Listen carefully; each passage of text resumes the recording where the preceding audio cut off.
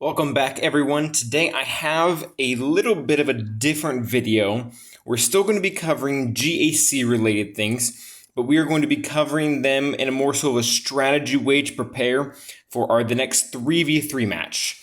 The last 3v3 Grand Arena, I actually took first place in Division 2, which is really cool. And I kind of get to I want to kind of show off here all the teams that really led to a lot of that success. If you go to swgoh.gg, you can actually find the teams that were used to hold the most last 3v3 season. And I'm going to be taking about 5 of the 10 today, and I'm going to show you what I used to beat them and what I used to beat them well. We'll also go a little bit into modding and how you need to use them, what order, etc. So these are the top 5 teams, and I will explain them briefly here, and then we'll go into each one and show you guys practically how they're countered. I will not be using video footage in this. If I were to do that, it would probably go from a 12-minute video to maybe a half-hour video. So we'll just go into the concept, and if you really want to see what it looks like, these matches can be found on the rest of my YouTube page and past videos from that season. So, without further ado, let's go ahead and get into this. The top team we have here is Jedi Knight, Revan, Bastila, and Grandmaster Yoda. And the reason why this is worth talking about is because normally people put in Jolee instead of Bastila. And what the issues you're going to run into there is you're going to lack potency. A lot of people don't realize this, but Bastila, behind the scenes, adds in a ridiculous amount of potency, both through her unique... Actually, through both of her uniques. We have this one here. This adds 70% potency. And this one also adds, I believe, 100% potency for Jedi. And the reason, we'll get to why that's important later. But that's the really big standout there. This team right here, and I really love this team. This one actually can be done a few ways. The core of it is Wampa, Wat Tambor, and some type of tank. I really like Sith Empire Trooper because he doesn't really have a place right now as far as 3v3 goes, and he's just really, really tanky, really high defense, and really high protection pools. So basically the strategy is you throw the tank tech onto Sith Empire Trooper right away. He becomes essentially invincible, and then you throw the attack tech, or attack tech onto Wampa, and he'll stack damage and eventually just slaughter anyone. So it's a really cool team. You can also replace with another tank, maybe old Ben in the lead spot, so at least you get a leader. But I like Sith Empire Trooper. This next team is actually a little bit reminiscent of how Kira Nest always worked in 5v5, except for Nest becomes so much more viable in 3v3. Because if you pay attention to a lot of the teams in 5v5, most of them have 1 or 2 units that are needed to specifically take down Nest. JTR, for example, you need JTR to put the human immunity and Finn to get the stacking damage to be able to crush Nest. Or the Jedi Knight Revan team, you need Bastila's potency to be able to reduce Nest's tenacity. And the reason why this is cool is because when you go to 3v3, a lot of people leave those characters out and they don't realize how vulnerable the team becomes to Nest. The next team we have is a First Order team. And this one can really, really punch high above its belt, just with all the control mechanics they have. The latter two, they can strip turn meter, and crew has a 2-turn stun. And if the team doesn't have a cleanse, they're kind of done. And the last team here is Padme, Jedi Knight Anakin, and General Kenobi. This team is very, very, very interesting in 3v3 because they can be beaten by a lot of stuff on defense, a lot of underdog stuff. And at the same time, they can take out some big stuff on offense if you use them correctly. And we'll get into that when we get into the specific match. So the first team we're going to be looking at is the Jedi Knight Revan one here with Grandmaster Yoda and Bastila. And you're going to see that the team, I should actually explain this beforehand, but all the teams that we're going to be looking at, the top team is the team that we're going to use, and the bottom team is the team that we're most likely going to find on the enemy team. So the first one, Jedi Knight Revan versus Emperor Palpatine, Malak, and Bastila. This is a very common team. I believe this was the second or third most common team placed on defense the last 3v3. And it just gets slaughtered by this Jedi Knight Revan team because of the amount of potency that Bastila has. Basically, what you do is you open up with Tenacity up because of Jedi Knight Revan's lead. They can't get any debuffs on you. You mark Bastila, you kill her because she can be stunned because Darth Revan isn't there. You repeat the process with Emperor Palpatine, and then you stun lock Malak. And this is really, really crucial. Why do you need Bastila and not Jolee? Because without the potency, from Bastila's abilities, you will not be able to stun lock Malik. If you look at Malik's kit, when he starts to get weaker, he will start to get stacking tenacity with, I'm trying to remember, I think it's Jaws of Life. Yeah, okay.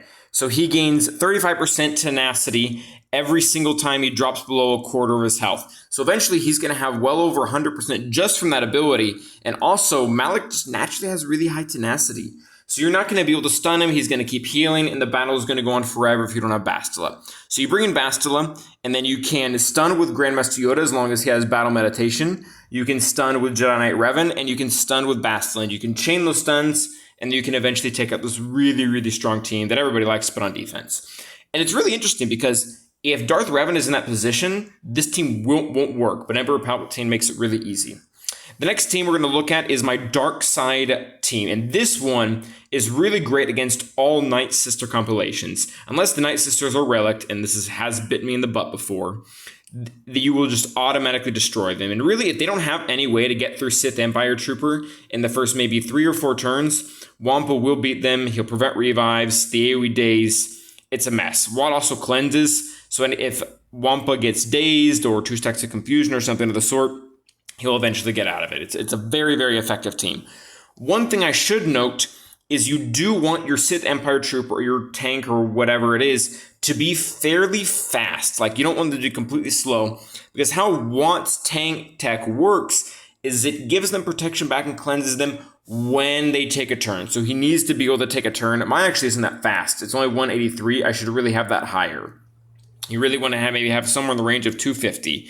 Otherwise, the enemy team will start to lap him. He won't be able to get his protection back, and he'll die. But yeah, that's pretty much that team. I usually use that against Night Sisters and a variation of other teams that just don't have a lot of DPS. It's probably its biggest weakness is Newt Droideka, because Droideka will just shred Sith Empire Trooper because he ignores defense.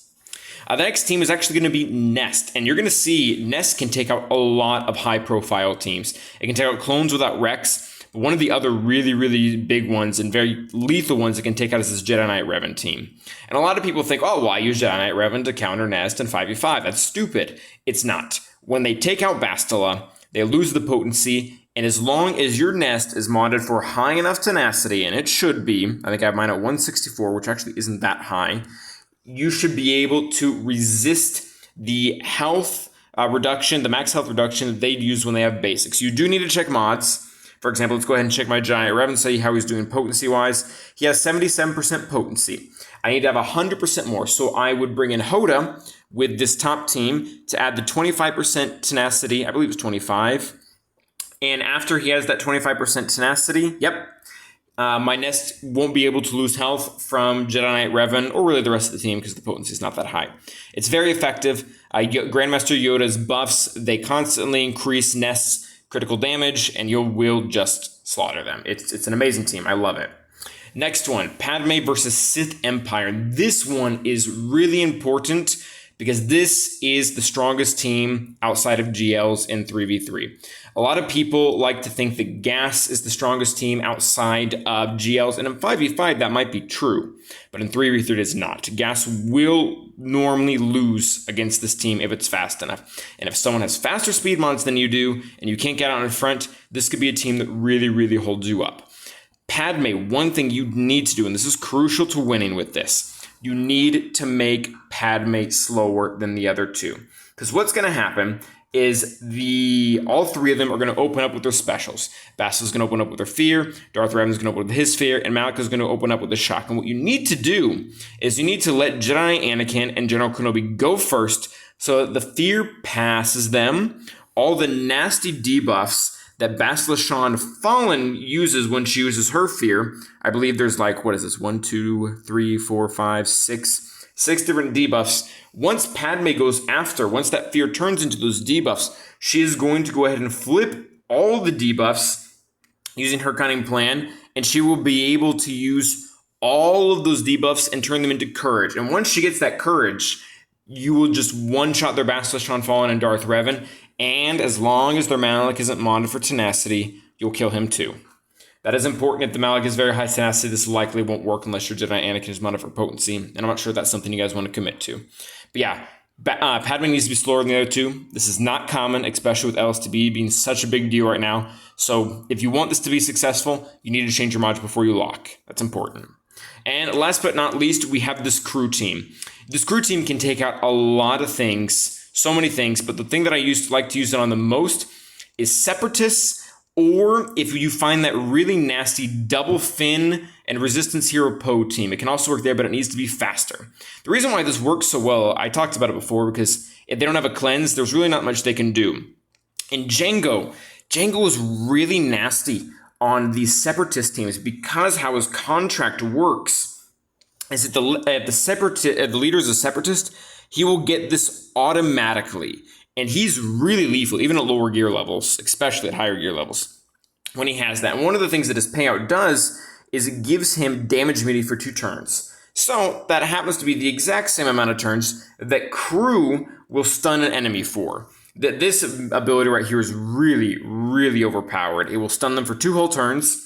And then you can use the other 2 characters, a First Order Officer and First Order Executioner, to push the turn meter back on the other 2. And by the time things get going, First Order Executioner has built up a lot of damage, and he just starts one-shotting both Newt and Django for multiple kills. Very good team, very effective. So yeah, guys, that's going to be the 5 teams that I like for 3v3. If you want, go ahead and check out swgoh.gg to see how effective these enemy teams we're looking at are holding. Some of them have really high hold rates, and these counters really hone in on the synergy needed to be able to beat them. So as one last look, there they are, and I hope you guys all enjoyed this video. Until the next one, stay awesome.